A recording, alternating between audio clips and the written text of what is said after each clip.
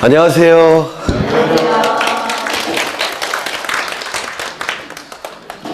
여전히 쑥스럽네요. 네. 318쪽 맞나요? 아닌가? 맞죠? 네. 지난 시간에 한 걸 잠시 확인을 하겠습니다.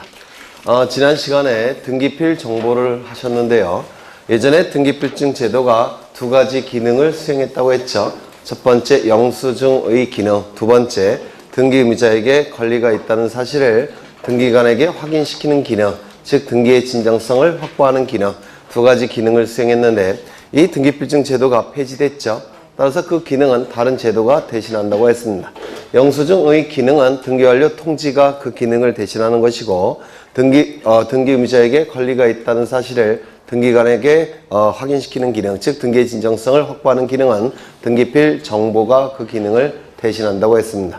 이 등기필 정보가 되기 위해서는 네 가지 요건이 충족이 돼야 되죠. 첫 번째, 권리에 관한 등기일 것. 두 번째, 등기 신청인이 존재할 것. 세 번째, 등기부에 새로운 등기 명의인이 기록될 것. 네 번째, 신청인과 등기부에 기록된 등기 명의인이 같은 사람일 것. 이 네 가지 요건이 충족이 될 때 등기필 정보가 작성 통지가 됩니다. 등기 명의인에게 작성 통지가 될 겁니다. 꼭 외워두셔야 돼요. 권리에 관한 등기일 것, 신청인이 존재할 것, 등기부에 새로운 등기 명의인이 기록될 것, 그리고 같은 사람일 것. 이때 이 새로운 등기 명의인에게 등기필 정보가 작성 통지가 된다고 했습니다. 그 다음에 소유권 보존 등기를 했었는데, 소유권 보존 등기를 신청할 수 있는 자, 등기 신청인을 4명 암기하셔야 된다고 했습니다. 첫 번째, 대장의 최초의 소유자로 등록된 자, 그 상속인, 그 밖에 포괄승계인. 두 번째, 확정 판결에 의해서 소유권을 증명하는 자. 세 번째, 수용에 의해서 소유권 취득을 증명하는 자. 네 번째, 특별자치도지사, 시장, 군수, 자치구청장의 확인에 의해서 소유권을 증명하는 자. 이 넷은 보존 등기를 신청할 수 있는 것이고, 첫 번째부터 세 번째까지는 토지, 건물 보존 등기 신청이 가능하지만 마지막에 확인서는 건물 소유권 보존 등기 신청에 한한다라고 했습니다. 그 다음에 했던 것이 거민계약서인데, 거민계약서는 네 가지 요건이 충족이 될 때 거민계약서를 첨부한다고 했죠. 첫 번째 뭐였습니까? 등기원인이 계약일 때, 등기의 목적이 소유권 이전 등기를 목적으로 할 때, 부동산에 관한 실체관계와 부합하는 등기를 위해서 거민계약서를 첨부한다고 했습니다. 그 다음에 매매 목록과 거래가액 등기를 한 적이 있는데요. 2006년도 1월 1일 이후에 등기원인 증서가 계약서이고, 등기의 목적이 소유권 이전 등기를 목적으로 할 때는 부동산 거래계약 신고필증 정보를 등기소에 첨부한다고 했습니다. 그러면 등기관은 갑부의 권리자 및 기타란에 거래 가액을 기록한다고 했는데, 이를 거래 가액의 등기라고 말씀을 드렸습니다. 또한 당사자가 수인이거나 부동산이 수인일 때는 부동산 거래계약 신고필증 정보를 첨부하는 것이 아니라 매매 목록을 첨부한다고 했죠. 매매 목록이 첨부되면 갑부의 권리자 및 기타란에 매매 목록 번호를 기록한다고 했습니다. 2006년도 1월 1일 이후 등기원인 증서가 매매 계약서이고, 등기의 목적이 소유권 이전 등기를 목적으로 할 때 부동산 거래계약 신고필증 정보나 매매 목록을 첨부한다고 했습니다. 나중에 다 유용하게 써먹을 거예요. 그 다음에 한 것이 상속등기죠. 상속등기를 했었는데, 상속인이 수인일 때 먼저 법정 상속분에 의한 상속등기를 한다고 했죠. 법정 상속분에 의한 상속등기는 단독 신청입니까? 공동 신청입니까? 네? 기억 안 나세요? 네, 괜찮아요. 언젠간 나겠죠. 네, 단독 신청입니다. 단독 신청에 의해서 법정 상속분에 의한 상속등기를 했고, 그 다음에 뭘 했습니까? 상속재산 분할 협의를 했죠. 상속재산 분할 협의를 한 다음에 뭘 했습니까? 소유권 경정등기를 했습니다. 소유권 경정등기는 단독 공동 신청이라고 말씀을 드렸죠. 그 다음에 유증으로 인한 소유권 이전 등기를 했는데, 유증은 포괄 유증과 특정 유증으로 나눴죠. 포괄 유증은 포괄해서 유언을 통해서 증여할 때 포괄 유증이라고 얘기하고, 특정 유증은 부동산을 특정해서 유언을 통해서 증여할 때 특정 유증이라고 말씀드렸죠. 포괄 유증의 경우에는 우리 민법 1078조에 의해서 상속과 동일한 권리 의무가 있다라고 규정되어 있습니다. 상속과 같기 때문에 186조가 적용이 됩니까? 187조가 적용이 됩니까? 187조. 따라서 피상속인 사망 시 그때 유증의 효력이 발생하는 시점에 소유권이 변동이 되죠. 맞습니까? 다만 처분하기 위해서 등기를 갖춰야 될 겁니다. 따라서 포괄 유증의 경우 등기는 처분 요건으로서의 등기가 될 겁니다. 186, 그 다음에 특정 유증은 1078조가 적용되지 않죠. 따라서 186조가 적용이 되는 것이고, 따라서 수증자 명의로 등기를 갖춰야지만 물건을 취득할 겁니다. 따라서 특정 유증의 경우 등기는 처분 요건이 됩니까? 성립 요건이 됩니까? 성립 요건이 된다라고 말씀을 드렸습니다. 그 다음에 진정 명의 회복을 위한 소유권 이전 등기를 공부하셨는데, 사실 진정 명의 회복을 위한 소유권 이전 등기는 민법에서 공부를 하셔야 돼요. 우리 등기법에서 출제되는 게 뻔한데, 등기본이 뭐라고요? 진정 명의 회복. 기억 안 나시겠죠? 네. 등기원인은 진정 명의 회복. 등기원인 날짜는 등기부에 기록하지 않는다. 그 두 가지가 우리 등기법에서 출제가 됩니다. 뭐 간단하죠? 그 다음에 했던 것이 환매 등기를 했었는데, 환매 등기. 이 환매는 뭡니까? 다시 사는 계약. 그렇죠? 이를 환매라고 얘기를 했습니다. 그러면 매매 계약과 환매 특약은 우리 민법에 의해서 동시에 체결된다고 했죠? 맞습니까? 이 민법의 취지는 등기법에서 지켜져야 되니까 매매로 인한 소유권 이전 등기와 환매 특약으로 인한 환매 등기는 동시에 신청이 된다고 했습니다. 기억나십니까? 따라서 이 매매로 인한 소유권 이전 등기와 환매 특약 등기는 동시 신청이 이루어지고 있기 때문에 접수번호가 같을 테고, 접수번호가 같으니까 순위도 같을 테고, 순위가 같다는 것을 어떻게 표현했죠? 부기등기로. 따라서 소유권 이전 등기, 주등기, 환매 특약 등기, 부기등기. 맞습니까? 네. 그러면 환매 특약 등기가 부기등기라면 환매 특약 등기 이전 등기는 무슨 등기겠습니까? 부기의 부기등기가 될 겁니다. 한 번 더 나가니까 환매 특약 등기 이전 등기는 부기의 부기등기가 될 겁니다. 그 다음에 수용으로 인한 소유권 이전 등기를 보셨는데, 이 수용은 공익적 목적을 달성하기 위해서 개인의 부동산을 강제로 취득하는 것, 이를 수용이라고 말씀을 드렸습니다. 수용 시점은, 소유권을 취득하는 시점은 수용한 날 수용 개시일이 되겠죠. 그리고 원시 취득으로 논리를 구성했습니까? 승계 취득으로 논리를 구성했습니까? 원시 취득. 따라서 단독 신청일까요? 공동 신청일까요? 단독 신청. 다만 등기부가 있을 때는, 그때는 그 등기부를 살려서 소유권 이전 등기를 하는 것이고, 등기부가 없을 때는 그때는 소유권 보존 등기를 한다라고 했습니다. 기억나시죠? 네. 그 정도 하신 것 같아요. 그러면 오늘은 318쪽에 이용권에 관한 등기 절차라고 되어 있는데, 이 부분부터 담보권까지는 사실은 민법에서 공부를 하셔야 돼요. 거기 보시면 아시겠지만 거의 90%가 다 민법의 내용입니다. 그래서 민법을 몇 번 돌려야지만 이걸 이해하실 수가 있는데요. 우리 등기법에서 출제되는 부분은 정해져 있어요. 한 A4 용지 한 반 페이지. 그 정도만 이제 여러분들이 기억하시면 되는데, 그걸 이해하시기 위해서 민법 공부를 많이 공부를 하셔야 될 겁니다. 다 민법적인 설명을 가지고 우리 등기도 설명을 해요. 그래서 민법에서 많이 공부를 하셔야 되는데, 거기 이용권에 관한 등기 절차 한 페이지 넘겨보시면 지상권에 관한 등기가 나와 있고요. 여기서 좀 기억해 두셔야 될 게, 지상권의 개념은 뭔지 다 공부하셨죠? 네. 용익 물건이니까 토지를 무슨 뜻입니까? 윗상자예요. 토지 위를 사용 수익하는 권리가 지상권이라고 얘기합니다. 토지 위를 사용 수익하는 권리가 지상권이에요. 지상권은 목적이 정해져 있습니다. 맞습니까? 목적이 정해져 있죠? 목적이 뭡니까? 민법에서. 네? 네, 열심히 공부해야 되겠죠? 민법을. 네. 목적이 뭡니까? 건물, 기타, 공작물, 소유목적. 두 번째는요, 수목의 소유목적. 그래서 그 두 가지 목적하에 토지 위를 사용 수익하는 권리가 지상권이에요. 맞습니까? 또 하나, 지상권은 이용익 물건이니까 부동산 전부뿐만 아니라 일부에도 설정이 가능합니까? 맞아요? 안 맞아요? 맞죠? 네. 그래서 여기서 기억해 두셔야 될 게 기록사항이 나와 있는데요. 320쪽에 기록사항. 의의는 민법에서 공부하시는 것이고, 우리 등기법에서는 등기신청정보의 기록사항, 이걸 좀 기억해 두셔야 됩니다. 거기 보시면 지상권 설정의 목적이라고 나와 있습니까? 네. 목적 체크하시고요. 오른쪽을 보시면 지상권 설정의 범위 나와 있습니까? 있죠. 요 두 가지가 지상권 신청 정보에 반드시 기록해야 될 지상권 신청 등기에 지상권 신청 정보에 반드시 기록해야 될 필요적 정보사항이 됩니다. 즉 필요적 기록사항이 될 거예요. 요 두 가지를 꼭 외우셔야 돼요. 등기 신청 정보에는 범위와 목적을 반드시 기록해야 되더라는 겁니다. 목적은 반드시 기록해야 돼요. 지상권은 보통 이제 수험생분들이 토지위를 사용 수익할 수 있는 권리다 이렇게만 알고 계신데 그건 잘못되신 거예요. 목적이 딱 정해져 있습니다.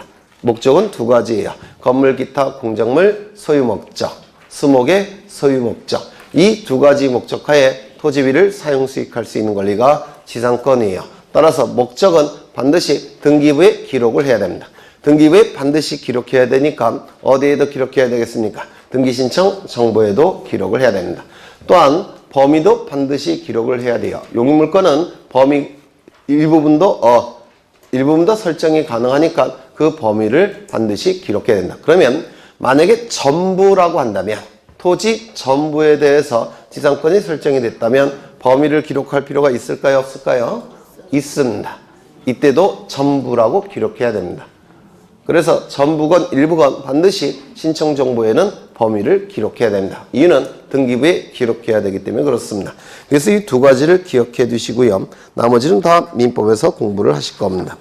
거기 구분지상권이라고 나와 있는데 구분지상권의 개념은 민법에서 공부하실 겁니다. 그러면 구분지상권은 지상권의 일종이죠. 맞습니까? 그렇다면 지상권에서 구분지상권으로 바꿀 때는 이전 등기를 해야 될까요? 아니면 변경 등기를 해야 될까요? 변경 등기를 할 겁니다. 그건 나중에 좀 더 지상권을 공부하신 다음에 설명을 드릴 거고요. 그 다음에 323쪽을 보시면 지역권에 관한 등기가 나오는데 지역권, 민법에서 어떻게 공부하셨습니까? 토지에게 일정한 역할을 요구하는 권리 지역권이라고 얘기합니다. 좀 더 정확하게 얘기하면 요역지가 승역지에게 일정한 역할을 요구하는 권리 지역권이라고 불러요. 지는 토지고 역은 역할이란 뜻이에요. 또한 이 지역권은 두 토지 간의 이용관계를 조절하는 권리죠. 두 토지 간의 이용관계를 조절하기 위해서 만들어진 권리입니다. 그래서 민법에서 배타성이 배제되어 있다 뭐 이런 거 설명 들으셨죠? 네. 그럼 이 지역권도 그 목적이 정해져 있습니다. 목적이 정해져 있어요. 어떠한 목적이 있을까요? 용수지역권. 무슨 뜻입니까? 네, 물을 끌어다 쓸 목적으로 지역권이 설정이 될 때 용수지역권. 그 다음에 조망지역권. 조망을 목적으로 지역권이 설정이 될 때 조망지역권. 또 뭐 있을까요? 통행지역권. 이게 제일 중요하죠. 통행을 목적으로 지역권이 설정될 때 통행지역권. 이렇게 그 목적이 정해져 있고 등기부에도 반드시 기록해야 돼요. 그렇다면 신청정보에 기록해야 되겠습니까? 당연히 기록해야 됩니다. 또한 지역권은 승역지의 경우에는 전부뿐만 아니라 일부도 설정이 가능하죠. 승역지는 전부여도 되고 일부여도 상관이 없죠. 요역지는 전부이어만 되고 민법에서 하시죠? 네. 그러면 일부일 때, 이 지역권 일부일 때 범위를 반드시 기록해야 됩니다. 이것도 마찬가지로 전부일 때는 전부라고 기록해야 되고요. 일부일 때는 어느 지점부터 어느 지점까지인지를 기록해야 됩니다. 그래서 이 지역권은 목적과 범위를 반드시 기록해야 됩니다. 또한 지역권 설정 등기는 승역지 등기부에 할까요? 요역지 등기부에 할까요? 네, 승역지, 제한을 받는 토지 등기부인 승역지 등기부에 해야 됩니다. 그러면 이 지역권이라는 것은 요역지가 승역지에게 일정한 역할을 요구하는 권리가 바로 지역권이라고 했죠. 그러면 승역지 등기부에 요역지를 표시할 필요가 있을까요? 없을까요? 있겠죠. 승역지란 말 자체가 받들 승자, 역할이라는 뜻이에요. 받들은 역할을 하는 토지가 승역지예요. 그렇다면 승역지 등기부에 어떠한 토지를 받들고 있는지 요역지를 표시를 해야 됩니다. 따라서 이 지역권 설정 등기에서 등기부에는 반드시 기록해야 될 내용이 세 가지예요. 첫 번째 목적, 두 번째 범위, 세 번째 요역지 표시. 이 세 가지를 등기부에 반드시 기록해야 됩니다. 그렇다면 신청 정보에도 반드시 기록해야 될 겁니다. 그래서 지역권에 기억하셔야 될 게 거기 기록상이 있죠. 기록상, 목적, 범위, 요역지 표시. 물론 요역지 등기부에는 승역지도 표시가 되지만 보통 정확하게는 요역지 표시를 얘기하는 겁니다. 그래서 요역지 표시, 목적, 범위 이 세 가지를 신청 정보에 반드시 기록을 해야 될 겁니다. 넘겨보시면 하나 더 지역권 설정되기 위해서는 우리 민법 186조에 의해서 지역권 설정 계약 플러스 지역권 설정 등기까지 있어야지만 지역권이 설정이 됩니다. 법률행위 플러스 등기 물권 변동. 맞습니까?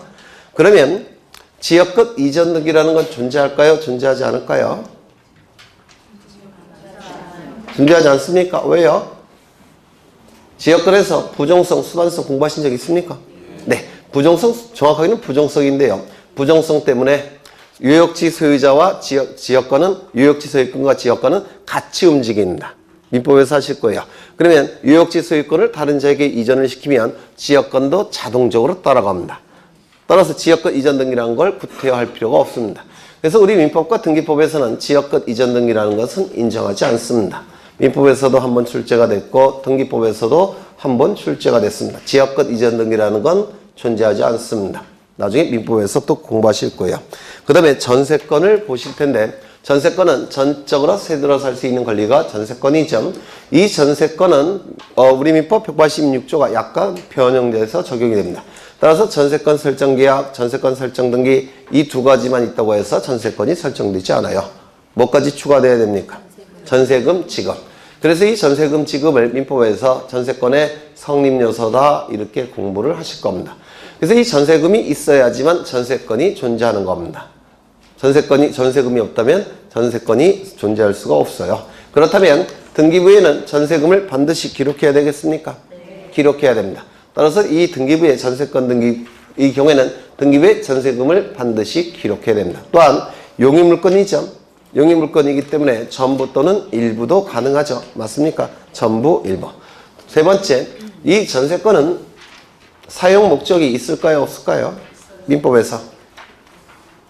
네, 원칙이. 전세권도 목적이 있습니까? 민법 공부를 열심히 해야 되겠죠? 네. 전세권은 지상권과 지역권과 달리 목적이 없습니다. 그 용도에 쫓아 사용 수익할 수 있는 권리라서 용도에 쫓기만 하면 사용 수익할 수 있는 권리예요. 따라서 정해진 목적이 없습니다. 물론 특약에 의해서 정할 수 있지만 그건 예외적인 것이고 전세권은 목적이 정해져 있지 않습니다. 그렇다면 전세권 등기부에 전세권의 설정 목적을 기록할 이유가 있을까요? 없을까요? 없습니다. 전세권은 목적이 존재하지 않기 때문에 그렇습니다. 따라서 전세권 설정 등기에서 등기부에 반드시 기록해야 될 내용은 범위와 전세금입니다. 범위, 전세금. 이 두 가지를 좀 기억해 두셔야 돼요. 그 다음에 임차권 혹시 민법에서 주택임대차보호법 공부하셨습니까? 민사특별법으로서 주임법, 상위법 공부가 진행됐습니까? 아직 안 되셨죠? 네, 언제 하신대요? 다음 주에. 그러면 네, 요번엔 쉬겠습니다. 임차권. 임차권도 임차권 할 때 그 임이 돈이라는 뜻이에요. 임이. 그래서 차는 빌린다라는 뜻이고 임은 돈이라는 뜻이에요. 삭임자입니다. 삭임자. 그래서 돈을 주고 빌릴 수 있는 권리를 임차권이라고 부릅니다. 따라서 이 임차권도 그 차임이 바로 성립요소가 돼버려요. 개념 자체가. 그러면 임차권 등기에서 반드시 기록해야 될 내용이 뭘까요? 차임. 차임이 돼버립니다. 등기부에 차임을 반드시 기록해야 되니까 임차권 등기 신청 정보에 차임도 반드시 기록해야 된다. 맞습니까? 또한 임차권은 물건입니까? 아닙니까? 물건이 아니죠. 따라서 임차권 설정이 이루어질 때 처분 능력이 필요할까요? 필요 없을까요? 네? 물건만 처분 권한이 필요한 거예요. 나중에 민법에서 하실 겁니다. 임차권은 물건이 아니라서 처분 권한이 필요가 없습니다.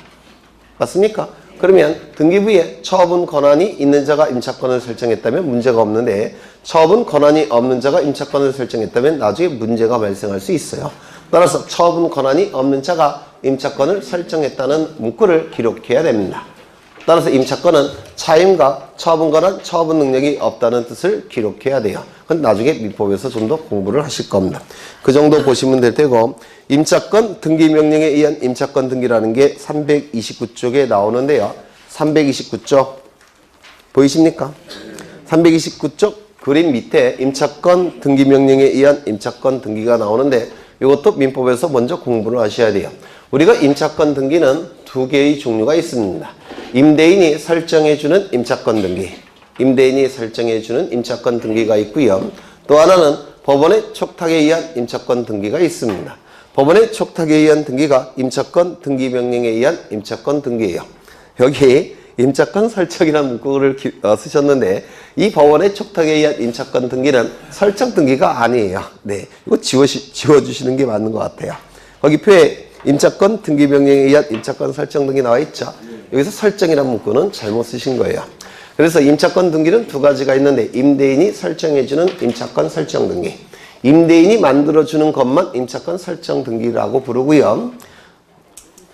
329쪽에 거기 그림 밑에 임차권 등기 명령에 의한 임차권 설정 등기가 있죠. 거기서 설정 등기에서 설정을 지우셔야 돼요. 임대인이 만들어주는 등기가 임차권 설정 등기라고 얘기하고요. 법원의 촉탁에 의한 임차권 등기 명령에 의한 임차권 등기는 그냥 임차권 등기라고 부릅니다. 그냥 임차권 등기라고 불러요. 법원의 촉탁에 의한 등기는 임차권 등기, 임대인이 설정해주는 등기를 임차권 설정 등기, 이렇게 용어가 정해져 있습니다. 네. 그 다음에 그 용어는 나중에 민법을 좀 더 공부하신 다음에 공부하실 거고요. 그 다음에 331쪽을 보시면 담보권에 관한 등기 절차라고 나와 있죠. 담보권의 대표 주자는 뭡니까? 저당권이죠. 그래서 민법에서 공부하시겠지만 저당권을 담보물권의 왕이다 라고 부릅니다. 담보물권의 킹이다 이렇게 불러요. 이 저당권을. 이 저당권은 그 구체적인 내용은 민법에서 공부하실 테고요. 민법에서 먼저 공부를 하신 다음에 우리 등기법에서 그걸 확인하는 과정으로 공부를 하시게 될 거예요. 그런데 우리 등기법에서 당장 필요한 건 뭐냐면 임차권 등기부의 임차권 설정 등기가 이루어질 때 등기부에 반드시 기록해야 될 내용이 뭔지, 이게 우리 등기법에서 가장 중요해요. 먼저 임차권은 담보물권이죠. 맞습니까? 따라서 돈을 빌려주고 담보로 잡는 등기가 바로 임차권 등기가 아니라 저당권 등기죠. 맞습니까? 따라서 이 저당권 등기는 등기부에 누가 빌려갔는지 채무자, 얼마를 빌려갔는지 채권에, 이 두 가지를 반드시 기록해야 됩니다. 다시요.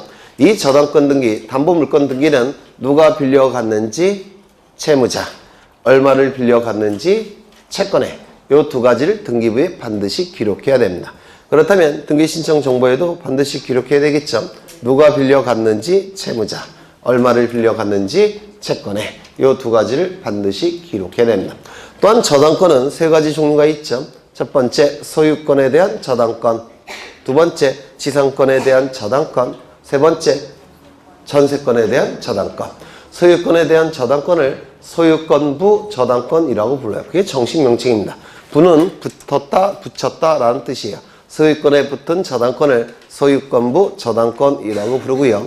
지상권에 대한 저당권을 지상권부 저당권이라고 부릅니다. 전세권에 대한 저당권을 전세권부 저당권이라고 불러요. 그런데 99%는 전부 다 소유권에 대한 저당권이에요. 그래서 소유권에 대한 저당권, 즉 소유권부 저당권을 소유권부를 생략하고 보통 저당권이라고 부르고요. 지상권에 대한 저당권과 전세권에 대한 저당권은 정식 명칭을 써줘야 됩니다. 지상권부 저당권, 전세권부 저당권 이렇게 얘기를 할 겁니다. 그러면 등기부에 소유권에 대한 저당권인지 지상권에 대한 저당권인지 전세권에 대한 저당권인지 기록해야 되겠죠. 즉 그 권리를 표시를 해야 됩니다. 따라서 저당권 등기에서 반드시 기록해야 될 내용은 세 가지입니다. 첫 번째, 얼마를 빌려갔는지 채권에, 누가 빌려갔는지 채무자, 그 다음에 권리의 표시, 소유권에 대한 저당권인지 지상권에 대한 저당권인지 전세권에 대한 저당권인지 권리의 표시를 해야 됩니다. 물론 소유권부 저당권은 그게 원칙적인 모습이니까 그때야 소유권을 표시할 필요가 없어요. 하지만 지상권과 전세권은 반드시 표시를 해야 될 겁니다. 그 정도 보시고 출제가 되는 것은 민법을 공부하신 다음에 A4 용지 한 반 정도밖에 안 돼요. 그것만 확인을 하시면 될 겁니다. 민법 공부 열심히 해야 되겠죠. 그 다음에 쭉 넘어가시면 근저당권이라는 게 있는데 근데 이제 근저당권을 이제 등기법에서 필요한데요. 보통 이제 여쭤보면 한 10월쯤 돼도 근저당권을 잘 모르세요. 수험생분들이. 열심히 공부하셔야 됩니다. 근저당권. 네. 열심히. 여기 강령은 엘리트들만 모여서 나중에 제 기대를 저버리지 않을 거라고. 네. 근저당권은 뿌리 근자를 씁니다. 그래서 기본 계약을 뿌리로 해서 발생하는 채권을 증감 변동하는 채권을 담보하기 위한 저당권을 근저당권 이렇게 부르는데요. 그럼 민법에서 하실 거예요. 그러면 이 근저당권과 일반 저당권은 의미가 같을까요? 다를까요? 다릅니다. 따라서 일반 저당권과 다르다는 의미에서 근저당권이라는 뜻도 기록을 해야 됩니다. 근저당권이라는 뜻. 그렇죠? 네. 뭐 그런 내용들을 이제 공부를 하시게 될 거예요. 민법에서. 쭉 넘어가겠습니다. 342쪽에 저당권부 채권에 대한 권리질권과 담보권에 관한 등기라고 되어 있는데요. 저당권부 채권에 대한 권리질권, 그 다음에 채권 담보권, 뭐 이런 게 있는데 보통 이건 민법에서 공부를 하셔야 될 겁니다. 그런데 질권은 민법에서 공부 안 하시죠? 채권 담보권은 아마 민법에서 공부하실 거예요. 근데 질권은 공부 안 하시니까 제가 설명을 드리겠습니다. 예전에 한번 설명드린 것 같기도 하고 했나요?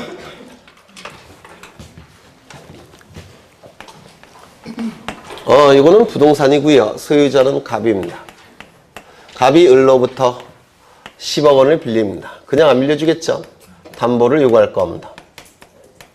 따라서 부동산을 담보로 제공할 텐데 부동산에 대한 담보 제공은 저당권을 설정해 주는 겁니다.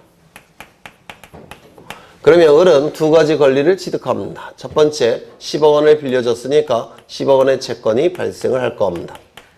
맞습니까? 또한 두 번째 맞죠? 네. 저당권 설정 등기를 하고, 저당권 등기를 하고, 저당권도 취득할 겁니다. 이 저당권 등기는 소유자로부터 첫 번째 도출됐기 때문에 주등기입니까? 부기등기입니까? 네? 주등기가 될 겁니다. 맞습니까? 안 맞아요? 맞죠? 이때 을은 돈이 필요합니다. 돈이 필요하기 때문에 요거를 갑에게 변제를 청구하면 되느냐? 아직 변제기가 1년이나 남았어요. 그런데 당장 5억 정도가 필요합니다. 그런데 갑에게 변제를 청구할 수는 없어요. 왜? 변제기가 남아있으니까. 그러면 을이 선택할 수 있는 방법은 요 채권을 병에게 담보로 제공하고 돈을 빌립니다. 얼마를? 5억 원을. 물론 병이 담보를 요구하겠죠. 담보를 요구할 겁니다. 따라서 요 채권을 담보로 제공을 합니다. 어떤 권리를 담보로 제공하냐면 질권이라는 것을 설정하게 돼요. 이 질권은 인질로 가질 수 있는 권리를 질권이라고 불러요. 그럼 이 병이 취득한 권리는 뭡니까? 5억 원을 빌려줬죠. 5억 원의 채권이 발생을 할 겁니다. 그리고 10억 원의 채권에 대해서 질권을 취득하겠죠. 맞습니까? 이를 채권질권이라고 불러요. 채권질권. 채권을 10억 원의 채권을 인질로 가질 수 있는 권리, 이를 채권질권이라고 부릅니다. 질권은 두 가지 종류가 있어요. 인질로 가질 수 있는 권리는 두 가지 종류가 있는데요. 첫 번째, 인질의 대상에 따라서 달라집니다. 인질의 대상이 동산일 때는 뭐라고 부를까요? 동산질권. 맞습니까? 그 다음에 이 인질이 권리일 때는 권리질권이라고 부릅니다. 동산을 인질로 가질 수 있는 권리, 동산질권. 권리를 인질로 가질 수 있는 권리를 권리질권이라고 불러요. 요 동산이니까 민법에서 부동산만 공부하는 거죠. 그래서 민법에서는 시험 범위 밖에 있습니다. 이 권리질권 요 권리질권이 대부분은 채권이에요. 그래서 채권질권 이렇게 얘기를 하는 겁니다. 채권질권. 그러면 병은 을에게 10억 원을 빌려줬기 때문에 채권이 발생했죠. 그리고 을로부터 뭘 받았습니까? 10억 원의 채권을 인질로 담보받았죠. 맞습니까? 따라서 병이 취득하는 권리는 10억 원의 채권과 5억 원의 채권과 10억 원의 채권질권을 취득하게 됩니다. 이때 요 채권이 지금 담보로 넘어가고 있죠. 그럼 피담보 채권이 다른 자에게 넘어갈 때 이 저당권도 어떻게 됩니까? 같이 따라가죠. 이걸 뭐라고 얘기합니까? 부정성이요. 수반성. 그렇죠. 부정성은 이걸 헷갈려 하시는데요. 한자를 이해하시면 헷갈릴 필요가 없어요. 부는 붙일 붙자고 종은 끝난다라는 뜻이에요. 소멸한다라는 뜻입니다. 저당권은 피담보 채권에 붙어서 끝나는 성질이 있을 때 부종성이라고 불러요. 담보물건은 피담보채권에 붙어서 끝나는 성질이 있다는 겁니다. 따라서 피담보채권이 소멸이 되면 담보권도 거기에 붙어서 소멸이 되는 겁니다. 이게 부종성이에요. 수반성은 피담보채권과 같이 수반해서 이전되는 성질이 있을 때 수반성이라고 부릅니다. 개념이 완전히 달라요. 이 두 가지를 합해서 부수성이라고 부릅니다. 부수성. 민법에서 하실 거예요. 그러면 피담보채권이 지금 병에게 넘어가고 있죠. 인질로. 이게 넘어가고 있죠. 그러면 저당권도 수반성에 의해서 따라가야 됩니다. 맞습니까? 따라서 이 10억 원의 채권 질권은 저당권이 붙은 채권 질권이라고 불러요. 저당권부 채권 질권이라고 부릅니다. 그러면 저당권이 지금 을에서 병으로 넘어갔죠. 맞습니까? 따라서 이전 등기를 해야 될 겁니다. 이전 등기는 아니라 질권 등기를 하게 되는데요. 이 저당권이 등기가 가능하기 때문에 이 저당권은 채권 질권은 등기가 불가능합니다. 하지만 저당권이 등기가 가능해요. 맞습니까? 그럼 이 저당권 등기는 소유자로부터 몇 번째 도출되는 등기일까요? 두 번째. 따라서 무슨 등기? 부기 등기. 즉 여기에 붙여서 기록하게 됩니다. 부기 등기를 하게 돼요. 저당권부 채권 질권 등기는 부기 등기다라고 얘기합니다. 채권 질권 자체는 등기가 불가능합니다. 하지만 저당권 등기가 가능해요. 따라서 저당권부 채권 질권 등기는 부기 등기를 통해서 등기부에 기록이 됩니다. 요게 출제가 됩니다.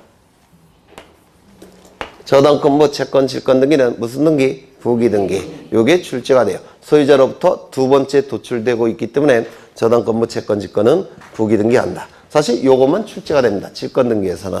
네. 그 다음에 거기 343쪽을 보시면 표가 나와 있죠? 이거 별표 쳐져 있습니까? 네. 이거 다시 한번 암기를 하십니다. 먼저 지상권은 반드시 등기부에 기록해야 될 내용은 신청 정보에도 반드시 기록한다 그랬죠? 그러면 지상권은 반드시 기록해야 될 내용이 뭡니까? 첫 번째 용의물건이니까 범위. 두 번째 목적이 정해져 있다고 그랬죠? 목적. 두 번째 목적. 두 가지를 반드시 기록한다고 했습니다. 지역권 등기는 세 가지를 기록해야 되죠. 첫 번째 용의물건이니까 범위. 두 번째 목적이 정해져 있다고 그랬죠. 네, 통행 목적인지 조망 목적인지 용수 목적인지 목적이 정해져 있고 또한 이 지역권 설정 등기는 승역지 등기부에 기록하기 때문에 유역지 표시를 반드시 기록해야 된다고 했습니다. 그래서 세 가지 유역지 표시, 범위, 목적. 그렇죠.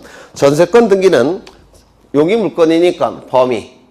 물론 전부일 때는 전부라고 기록하는 것이고요. 일부일 때는 어느 지점부터 어느 지점까지 이렇게 기록을 하게 됩니다.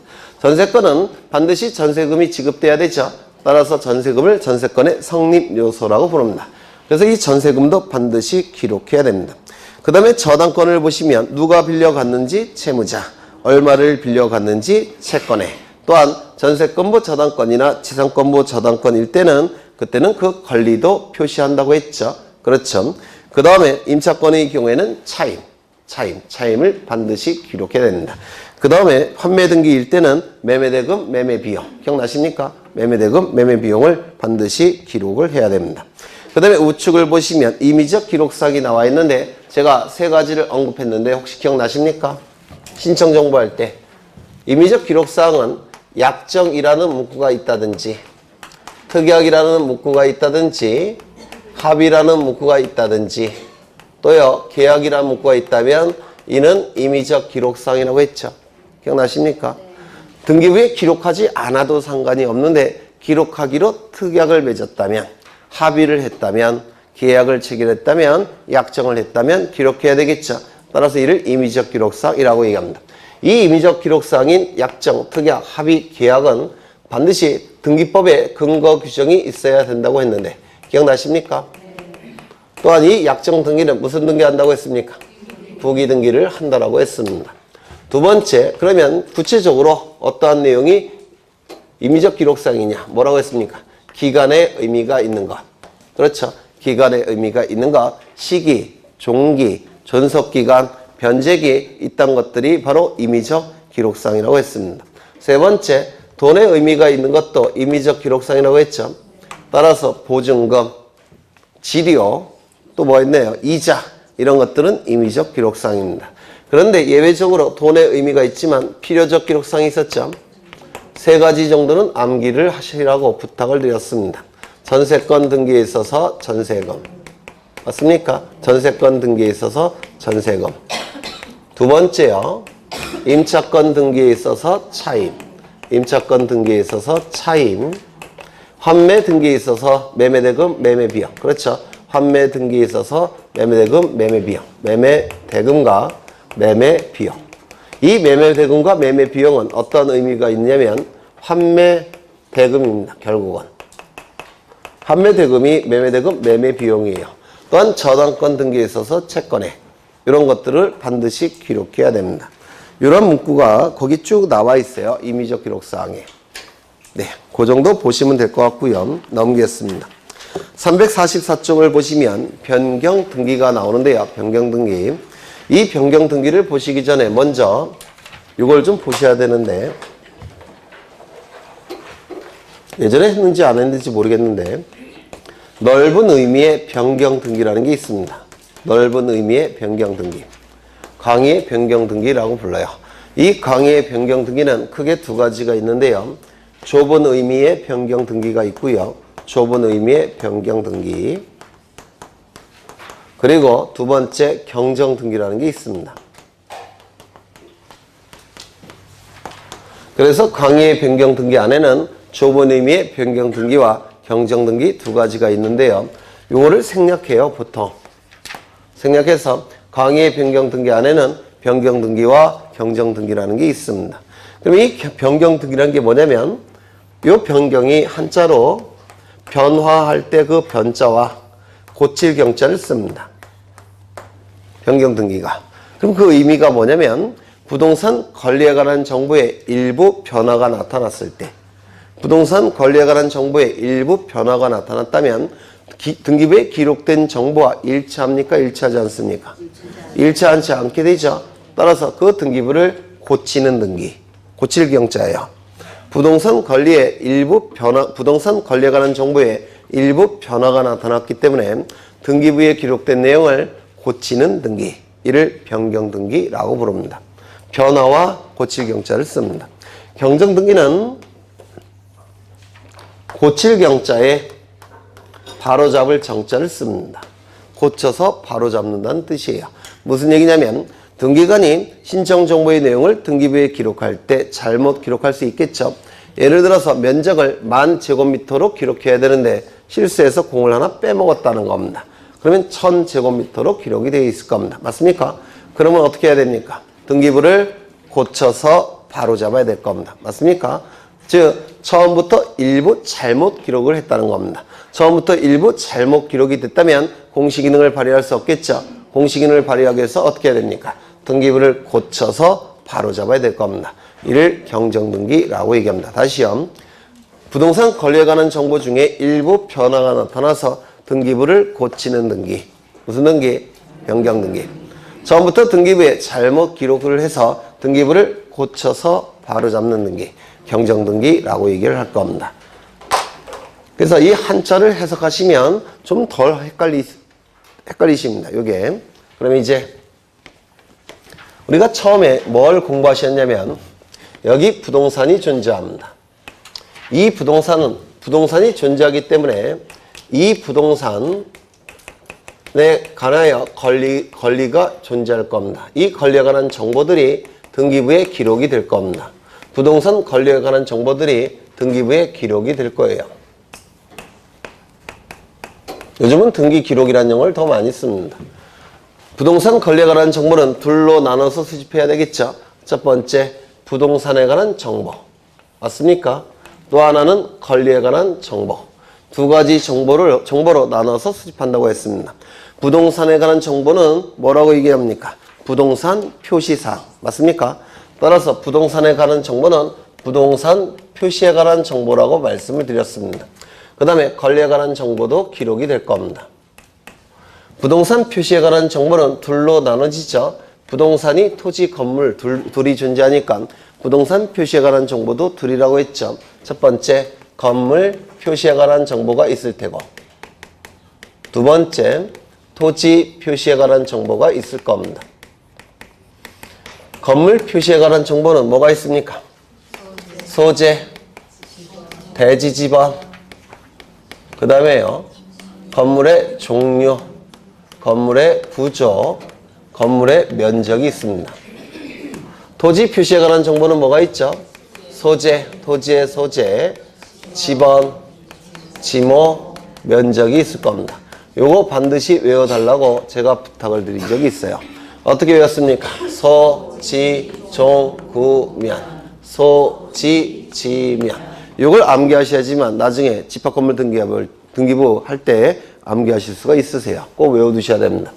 또한 이러한 내용들은 등기부 어디에 기록한다고 했습니까? 네? 등기부의 제목을 표시하는 부분에 기록한다고 했죠. 제목을 표시하는 부분에 기록을 할 겁니다. 이 권리에 관한 정보는 크게 둘로 나눠서 수집을 합니다. 첫 번째, 권리의 종류별로 그 내용들을 갑구을구에 기록을 할 겁니다. 맞습니까? 권리의 종류별로 그 내용들을 갑구을구에 기록을 할 겁니다. 이 권리의 종류는 어떻게 구분했죠? 네? 가장 본질적 권리인 소유권과 소유권에서 도출되는 소유권 이외의 권리로 나눈다라고 했습니다. 맞습니까? 소유권에 관한 내용은 어디에 기록합니까? 갑구에. 소유권 이외의 권리에 관한 내용은 당연히 을구에 기록할 겁니다. 맞습니까? 그러면 소유권에 관한 내용은 뭐가 있을까요? 예를 든다면 지번, 공유 지번 이런 것들이 소유권에 관한 내용이 될 겁니다. 그 다음에 소유권 이외의 권리는 크게 둘로 나눠지죠. 용익적 권리, 담보적 권리. 맞습니까? 용익적 권리는 뭐가 있을까요? 지상권, 지역권, 전세권, 임차권 이러한 권리들이 있을 겁니다. 맞습니까? 담보적 권리는 뭐가 있을까요? 저당권, 권리질권. 아까 보신 저당권부, 채권질권 같은 경우. 그게 바로 권리질권이에요. 그 다음에 채권담보권. 채권담보권은 민법에서 공부를 하실 겁니다. 이러한 권리를 담보적 권리라고 부를 겁니다. 맞습니까? 그렇죠. 그러면 이러한 용익적 권리는 그 내용이 뭘까요? 지상권, 지역권, 전세권, 임차권은 존속기간이 있겠습니까? 존속기간이 있겠죠. 그 다음에 지상권의 경우, 지역권의 경우 요금이 있죠. 그걸 뭐라 부릅니까? 지료. 토지의 사용요금을 줄여서 지료라고 불러요. 지료가 있을 겁니다. 또 전세권은 뭐가 있을까요? 전세금이 있겠죠. 임차권은 뭐가 있을까요? 차임 같은 것들이 있을 겁니다. 그 다음에 이런 담보권은 뭐가 있을까요? 누가 빌려갔는지 채무자, 얼마를 빌려갔는지 채권에, 그 다음에 이자, 변제기 이러한 내용들이 존재할 겁니다. 맞습니까? 그러면 이러한 내용들은 등기부 어디에 기록이 될까요? 을구에. 그렇죠. 소유권은 어디에 기록이 될까요? 갑구에. 맞습니까? 맞죠? 또한 권리자도 등기부에 기록이 될 겁니다. 권리자도. 등기부에 기록되는 권리자를 뭐라고 표현하느냐면 등기명의인이라고 불러요. 등기부에 기록된 권리자를 등기명의인이라고 부릅니다. 저당권자로 기록이 되었다면 저당권의 등기명의인, 전세권자로 기록이 됐다면 전세권의 등기명의인, 소유권자로 기록되었다면 소유권의 등기명의인이라고 부릅니다. 그러면 이 등기명의인, 즉 권리자의 정보도 등기부에 기록이 되어야 됩니다. 권리자의 정보는 뭐가 있느냐면 이름, 주민번호, 주소 같은 것들이 기록이 될 겁니다. 맞습니까? 이런 이름, 주민번호, 주소를 뭐라고 부르냐면 등기명의인의 표시사항이라고 부릅니다. 등기명의인의 표시사항은 이름, 주민번호, 주소예요. 그러면 이 등기명의인 표시사항은 등기부 어디에 기록이 될까요? 소유권의 등기명의인이라고 한다면 갑구에. 그렇겠죠? 소유권 이외의 권리의 등기명의인이라고 한다면 을구에 기록할 겁니다. 맞습니까? 그렇겠죠? 네. 이러한 내용들을 여지까지 공부를 하셨어요. 첫째 시간부터. 그렇죠? 그런데 이 부동산 권리에 관한 정보가 등기부에 기록이 될 때는 보통은 정확하게 기록이 될 겁니다. 맞습니까? 그렇죠. 첨부된 정보를 통해서 확인이 이루어지기 때문에 보통은 정확하게 기록이 되어 있을 겁니다. 맞아요? 안 맞아요? 맞죠? 그런데 나중에 나중에 이 부동산 권리에 관한 정보 중에서 일부 변화가 나타났다는 겁니다. 부동산 권리에 관한 정보 중에서 일부 변화가 나타났다는 겁니다. 예를 들어서 저 부동산이 토지인데요. 지목이 등기부에 기록되어 있겠죠. 맞습니까? 그런데 이 토지의 용도가 처음에 임야였습니다. 그러면 등기부에도 뭐라고 기록되겠습니까? 임야, 지목이. 맞습니까? 그런데 그 토지에 개발 사업이 진행이 됐다는 겁니다. 그래서 임야에서 건물이 올라가기 시작해서 대지로 바뀌었다는 겁니다. 그럴 수 있죠? 그렇게 일부 변화가 나타나더라는 겁니다. 그러면 임야에서 대지로 바뀌었는데 등기부에는 뭐라고 기록된 상태입니까? 임야로 기록된 상태죠. 그러면 이 변화와 기록된 내용은 일치하게 됩니까? 일치하지 않게 됩니까? 일치하지 않게 될 겁니다. 맞습니까? 그래서 일부 불일치가 발생을 하더라는 겁니다. 부동산 권리에 관한 정보 중에서 일부 변화가 나타났기 때문에 등기부에 기록된 내용과 일부 불일치가 발생을 하더라는 겁니다. 제가 금방 예를 든 것은 지목이 불일치가 발생을 하더라는 겁니다. 그런데 나중에 일부 변화가 나타났죠. 그럼 이 불일치는 후발적 불일치라고 불러요. 왜 민법에서 원시적 불능, 후발적 불능 공부하신 적 있습니까? 처음부터 불능일 때는 뭐라고 얘기합니까? 원시적 불능. 처음에는 가능인데 나중에 불가능해졌을 때는 후발적 불능이라고 부르죠. 이거는 뭐겠습니까? 나중에 일부 변화가 나타났으니까 후발적 일부 불일치라고 얘기할 겁니다. 맞습니까? 그러면 공시기능을 발휘하기 위해서는 어떻게 해야 될까요? 일치시켜야 될 겁니다. 맞습니까? 일치시켜야 될 겁니다. 즉 여기에 기록되어 있는 지목을 뭐로 바꿔줘야 됩니까? 대지로 바꿔줘야 되겠죠. 이 일치시키는 등기가 뭐냐면 변경등기라고 부릅니다. 등기사항에 일부 변화가 나타나서 등기부를 고치는 등기, 변경등기라고 불러요. 되셨습니까? 되셨죠? 두 번째 처음부터 일부 등기부에 잘못 기록을 했다는 겁니다. 처음부터 등기부에 일부 잘못 기록이 되어 있다면 등기부는 공시기능을 제대로 발휘할 수 있습니까? 없죠. 왜? 잘못 기록이 됐으니까. 잘못 기록된 부분은 불일치가 발생을 할 겁니다. 맞습니까? 일부 불일치가 발생을 할 겁니다. 처음부터. 맞죠? 그렇다면 이거는 처음부터 일부 불일치가 발생했으니까 이 일부 불일치를 원시적 일부 불일치라고 얘기할 겁니다. 이 원은 근원 원자예요. 근원 원자. 시는 시작할 시자입니다. 맨 처음부터 일부 불일치가 발생을 할 겁니다. 맞습니까? 공시기능을 제대로 발휘할 수 없으니까 어떻게 해야 되겠습니까? 그 잘못 기록된 부분을 고쳐서 일치시켜야 되겠죠? 맞습니까? 일치시켜야 될 겁니다. 이 일치시켜주는 등기가 뭐라고요? 등기부를 고쳐서 등기부를 바로 잡는 등기, 경정등기 이렇게 얘기를 합니다. 맞습니까? 그러면 이제 이해는 이렇게 하시는데요. 이제 앞으로는 어떻게 되셔야 되냐면 후발적이라는 문구가 나오면 무조건 변경등기, 원시적이라는 문구가 나오면 무조건 경정등기 이렇게 당연히 따라 나오셔야 돼요. 원시적 일부 불일치 그때 하는 등기가 경정등기, 후발적 일부 불일치 그때 하는 등기가 변경등기. 그래서 이 변경등기와 경정등기 차이점은 요거밖에 없습니다. 나머지는 다 똑같아요. 변경과 경정등기는 원시적이냐 후발적이냐 이 차이만 존재합니다. 이거 되셨습니까? 그렇죠. 부동산 권리에 관한 정보가 전체가 이만큼입니다. 전체가 이만큼인데요. 요만큼을 고치는 등기가 변경이나 경정등기예요. 즉 일부 불일치가 발생했을 때 이를 고치는 등기가 변경등기와 경정등기입니다. 일부만 고치는 등기. 다만 차이점은 처음부터 일부 불일치면 경정등기, 나중에 일부 불일치면 변경등기가 될 겁니다. 그래서 이 부분만 고치는 등기가 변경이나 경정등기입니다. 그렇다면 이 부분은 고칠까요? 고치지 않을까요? 안 고칩니다. 그러면 고치기 전과 고친 후는 동일성이 유지될까요? 상실이 될까요? 네? 이 부분만 고치고 나머지는 고치지 않죠. 예를 들어서 지목만 고치고 나머지는 고치지 않습니다. 그렇다면 이 고치기 전과 고친 후는 동일성이 유지될까요? 상실될까요? 네? 상실?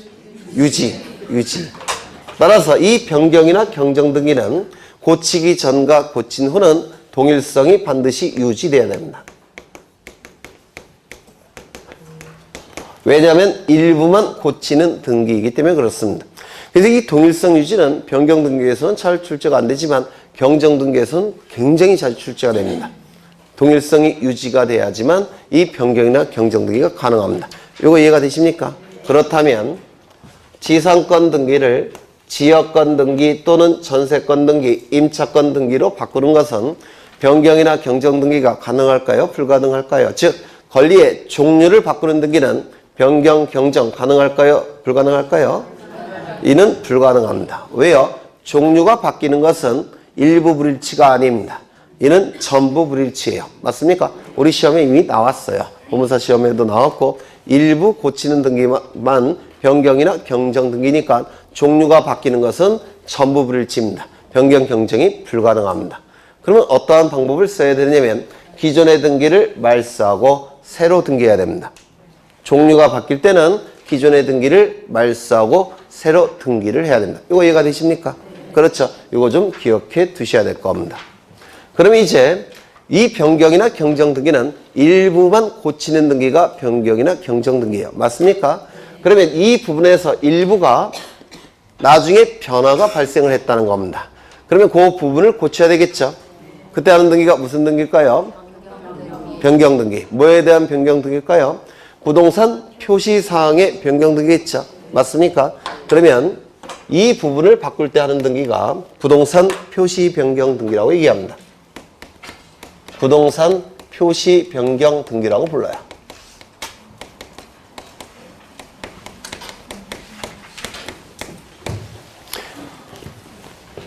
변경 등기와 경정 등기는 차이점이 하나밖에 없습니다. 뭘까요? 원시적 경정, 후발적 변경. 맞습니까? 그렇다면 이 부분의 일부 처음부터 잘못 기록했습니다. 그럼 고쳐서 바로 잡아야 되겠죠? 그때 하는 등기가 무슨 등기일까요? 부동산 표시 경정 등기라고 부를 겁니다. 맞습니까?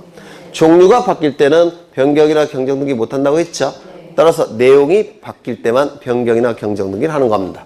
내용이 바뀔 때만 변경이나 경정 등기를 하는 거예요. 그러면 이 권리의 내용이 바뀔 때 하는 등기가 뭘까요? 권리 변경 등기라고 얘기합니다.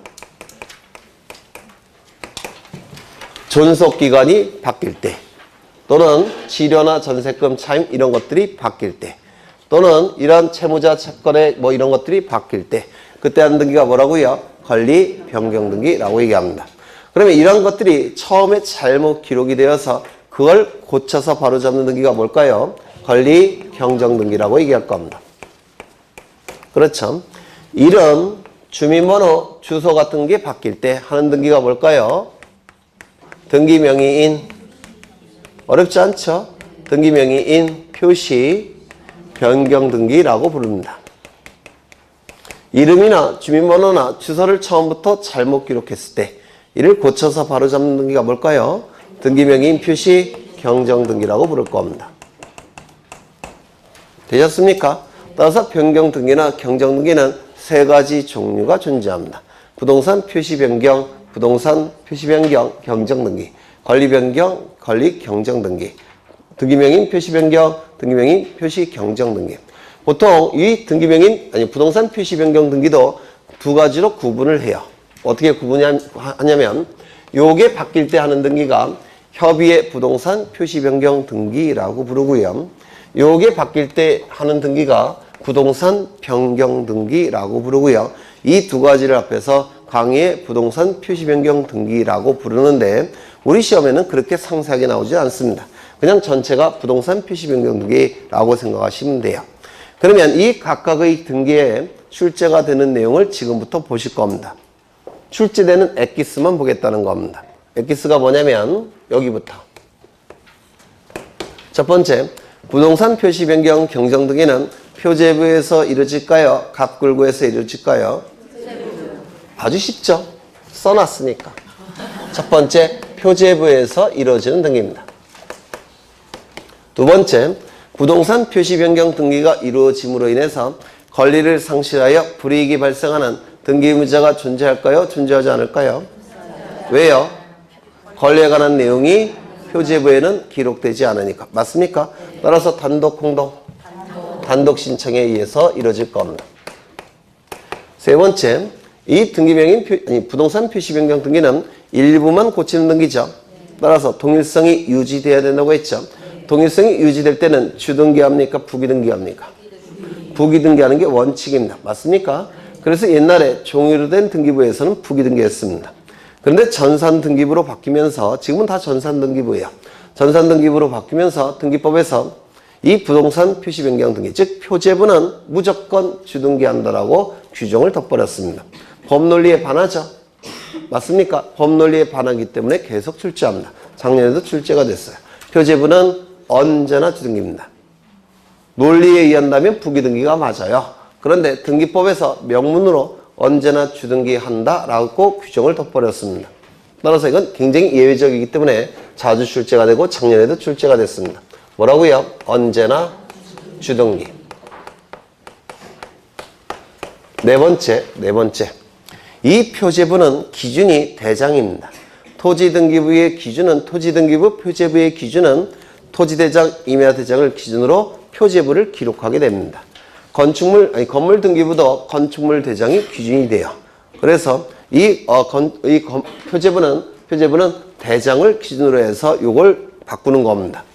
그렇다면 이 부동산 표시 변경 등기를 신청할 때 첨부해야 될 가장 중요한 정보는 뭘까요? 네? 아니, 금방 말씀드렸잖아요. 표제부를 바꾸는 기준은 대장이라고요. 토지등기부는 토지대장, 임야대장, 건물등기부 표제부는 건축물 대장. 그러면 첨부해야 될 가장 중요한 첨부 정보는 뭘까요? 대장 정보입니다. 기준이 대장이기 때문에 그래요. 이게 엑기스예요. 출제될 게 이것밖에 없습니다. 두 번째, 권리 변경 등기. 첫 번째, 표제부에서 이루어질까요? 갑굴구에서 이루어질까요? 갑굴구겠죠. 소유권에 관한 변경 등기는 갑구, 소유권 이외의 권리의 변경 등기는 을구에서 이루어질 겁니다. 두 번째, 이걸 예로 들겠습니다. 전세권 변경 등기. 전세금이 10억에서 12억으로 늘어났습니다. 그러면 전세권의 내용이 바뀌었죠. 따라서 전세권 변경 등기를 할 겁니다. 그러면 전세권 변경 등기가 이루어짐으로 인해서, 즉 10억에서 12억으로 늘어남으로 인해서 불이익이 발생한 자가 있을까요? 없을까요? 있겠죠. 소유자 아니면 전세권자 둘 중에 하나는 불이익이 발생하겠죠. 네. 따라서 단독입니까? 공동입니까? 등기가 이루어짐으로 인해서 권리를 상실하여 불이익이 발생한 자가 있다면 공동, 없다면 단독. 맞습니까? 불이익이 있는 자가 있다면서요. 단독 공동입니까? 공동. 신청이 될 겁니다. 세 번째. 이게 제일 중요한데요. 이 권리 변경 등기는 원칙이 부기등기입니다. 그런데 예외적으로 주등기하는 경우도 있습니다. 이게 우리 시험과 관련해서 가장 중요합니다. 근데 이거는 좀 더 민법 공부를 한 다음에 설명을 드릴 거예요. 그 다음에 네 번째. 전세금을 10억에서 12억으로 올려달라고 요구합니다. 집주인이. 그럴 수 있죠. 그럼 올려달라고 요구했을 때 승낙을 하게 되면 올려줘야 될 테고, 거절하게 되면 이사 가야 되겠죠. 맞습니까? 그러면 요구가 있고 청약이 있고 승낙이 있다면 뭐가 성립이 됩니까? 계약. 맞습니까? 전세금 변경 계약이 체결되는 겁니다. 맞습니까? 그러면 여기서 첨부해야 될 가장 중요한 정보는 뭘까요? 계약서. 계약 증명 정보라고 보통 얘기를 합니다. 이게 가장 엑기스고요. 특히 요게 대단히 자주 출제가 됩니다. 이건 나중에 설명을 드릴 거예요. 그 다음에 등기명인 표시 변경 등기를 보실 텐데요. 첫 번째, 표제부에서 이루어질까요? 갑굴구에서 이루어질까요? 네? 갑굴구. 그렇죠. 소유권의 등기명인 표시 변경 등기는 갑구에서, 소유권 이외의 권리의 등기명인 표시 변경 등기는 을구에서 이루어질 겁니다. 두 번째, 단독 신청일까요? 공동 신청일까요? 즉 이름, 주민번호, 주소가 바뀜으로 인해서 권리를 상실하여 불이익이 발생하는 등기의무자가 있을까요? 없을까요? 없겠죠. 단독, 공동, 단독 신청. 세 번째, 주등기일까요? 부기등기일까요? 즉 이름이 바뀐다고 해서 주민번호가 바뀐다고 해서 주소가 바뀐다고 해서 동일성이 상실됩니까? 다른 사람이 되는 겁니까? 같은 사람이죠. 표시 사항만 바뀔 뿐이에요. 따라서 주등기, 부기등기 언제나 부기등기. 네 번째, 이 이름, 주민번호, 주소를 등기관이 등기부에서 고칠 때 먼저 확인을 해봐야 되겠죠. 그럼 이름이 바뀌었다는 거, 주민번호가 바뀌었다는 거, 주소가 바뀌었다는 사실을 확인할 수 있는 자료를 신청인은 등기소에 제공해야 되겠죠. 그게 뭐일까요? 신분증도 됩니다. 보통은 가장 중요한 첨부 정보는 뭐냐면 신분증도 당연히 되고요. 주민등록 등초본이에요. 그래서 보통 첨부하는 정보는 주민등록 등초본이 됩니다. 요게 엑기스입니다. 그래서 이 변경 등기와 경정 등기는 대부분 여기서 출제를 해요. 물론 두 가지를 추가해야 되는데 첫 번째 뭐가 추가되느냐면 이 부동산 표시 변경 등기에서 하필 등기의 제한을 추가해야 됩니다. 근데 이 하필 등기의 제한은 굉장히 높은 민법적 지식을 필요해요. 민법의 지식을 필요합니다. 그래서 이건 나중에 할 거예요. 하필 등기의 제한. 요게 추가가 되고요. 그 다음에 경정 등기에서 직권에 의한 경정 등기가 추가가 됩니다. 요것까지 추가가 되면 변경 등기와 경정 등기는 출제되는 부분을 다 확인하는 겁니다. 이게 두 가지가 추가가 되면. 요거는 민법 지식이 있어야지만 이해할 수 있기 때문에 나중에 할 거고요. 요 직권 경정 등기는 지금 보실 거예요. 잠시 쉬었다가. 이건 민법 지식이 필요 없으니까. 그렇죠? 네. 잠시 쉬었다 하겠습니다.